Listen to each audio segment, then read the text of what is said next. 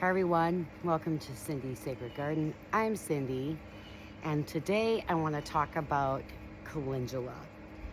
I have a small amount this year that came back from last year, and it's the one that has lots of resin. I'm going to get ready to reseed this whole area because we will be getting more. You can plant calendula right now. It will continue flowering until your first frost.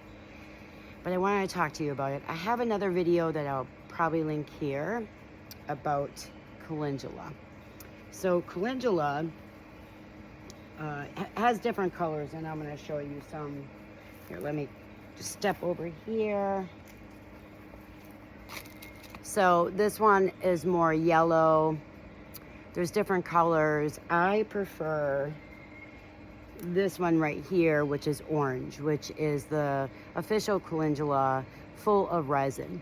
And inside, when you do this, it's sticky. You can see the flowers are going to stick together.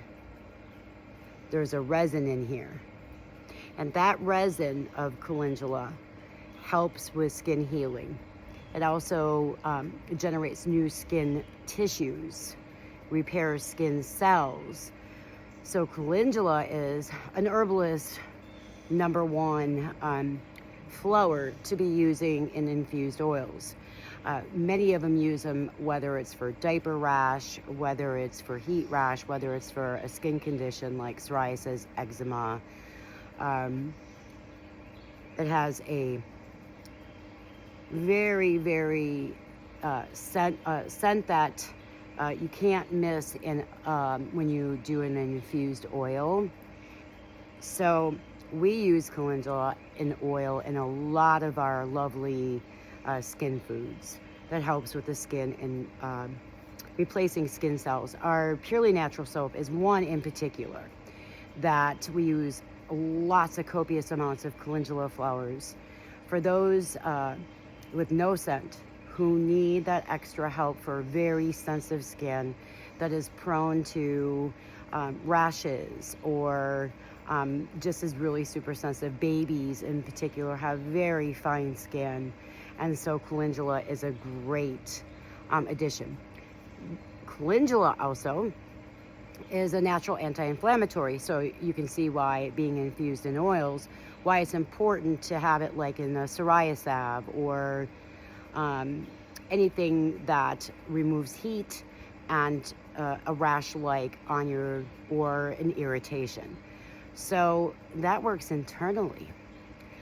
I come out and I harvest this and I put petals into my nightly tea, and you'll see some of our herbal teas actually have calendula in it because it's a natural anti-inflammatory. So it works gently on your organs with the inflammation. It pairs lovely with mullein. Mullein's another natural anti-inflammatory. So I like the calendula with the mullein when I may have some lung infection or swelling. I'm not breathing well. It could be allergies, bronchitis, asthma, being in an environment that has toxic, something that affects your lungs. But I like to use it generally for any inflammation I have in my body. It's really great for the gut, for inflammation in the gut as well. I'm a big fan of doing herbs for gut health. And so I like calendula internally and also in my salads. She's beautiful, but externally as a really lovely healing oil. Now, I have worked with a lot of kids with chicken pox, adults with shingles, different types of skin rashes that are beyond poison ivy, oak, psoriasis, and eczema. And just a simple oil of calendula can take care of and heal up a scabby situation. And fifth disease, that was another one as my grandkids were younger, that if they got the fifth disease and the hands and the feet and the itchy and the welts and the rash, that I would apply our calendula oil to. In the wintertime, it makes great to add to your bath for really dry, chapped skin, or on the scalp for babies who have the cradle scalp. I usually call cradle crap, because it's hard to get it off. You know, you can't scrub it. You just got to have to moisturize that skin issue on the scalp. So I'm out here, and the basic, really important thing with calendula is to come out and pick your flowers, which creates this plant to bloom more. Some of these flowers are just only 2-3 days old, and you can see they're already drying up. So I just collect everything fresh.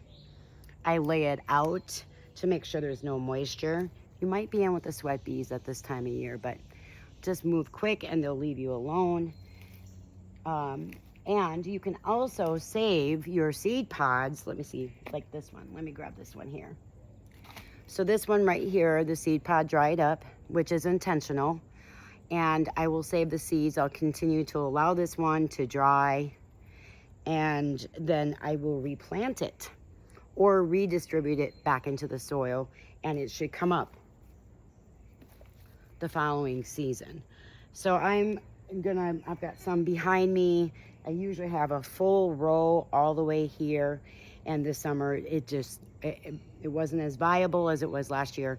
So I'm replanting seeds. So I'm direct sowing right now, today. It will produce flowers until, like I said, your first freeze. If I keep continuously pulling these flowers every day, they'll keep continuously giving buds even when the plant doesn't look healthy. It will still provide buds. This is the time to be collecting and then drying to infuse in your favorite oil. You could do olive oil, you could do sunflower oil. Grapeseed oil has a shorter shelf life. Please be aware of that.